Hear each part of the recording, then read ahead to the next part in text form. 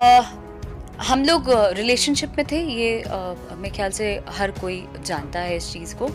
तब हमारी जोड़ी थी जो कि वन ऑफ द बेस्ट जोड़ी कहा जाता। इनकी शादी हुई और रातों रात शादी हुई। तब मैं पटना में एक कमरे में जी हाँ, तो दोस्तों आप लोग सुने भैया अक्षरा की सीधे सीधे ये बता रही है कि जब पवन सिंह के ज्योति सिंह से जब शादी हुआ तो उस वक्त अक्षरा सिंह को यह पता नहीं था कि पवन सिंह का शादी हो रहा है। उस समय अक्षरा सिंह को पटना के रूम में बंद कर दिया गया था और शादी अचानक से रातों रात किया गया, जिसको कि लेकर के अक्षरा सिंह को काफी दुख पहुंचा। और अक्षरा सिंह इस घर को तोड़ने में अपना एक भी कोशिश नहीं छोड़ी हुई थी कि जिस दिन पवन सिंह और ज्योति सिंह का शादी हुआ उसी दिन अक्षरा सिंह वहां पे जा करके अपना तमाम सारा बयान देने लगी और ये भी कहती हुई नजर आ रही है वीडियो में कि हम पहले से उनके रिलेशनशिप में थे, अब पवन सिंह हमको धोखा दिए हैं।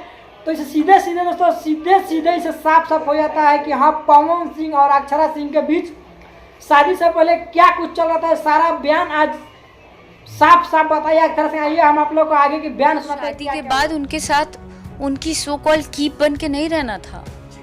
मुझे नहीं वैसा काम चाहिए कि पवन सिंह और अक्षरा सिंह की सच्चाई, जो कि शादी से पहले पवन सिंह अक्षरा सिंह के साथ में रिलेशनशिप में भी थे और संबंध भी बना रहे थे। जो कि देखिए ये अक्षरा सिंह खुद ऑन द स्पॉट कैमरा बता रही है कि हमारे साथ क्या क्या किए पवन सिंह, और पवन सिंह के सारे काले करतूत तो बाहर आ चुके हैं। इसी की वजह से हो सकता है कि पवन सिंह के ये चुनावी यात्रा में इससे बहुत बड़ा उनको हानि पहुंच सकता है और इनके जो उनका मंजिल है उनके चांद पे एक धावा लग सकता है ये अक्षरा सिंह का बयान।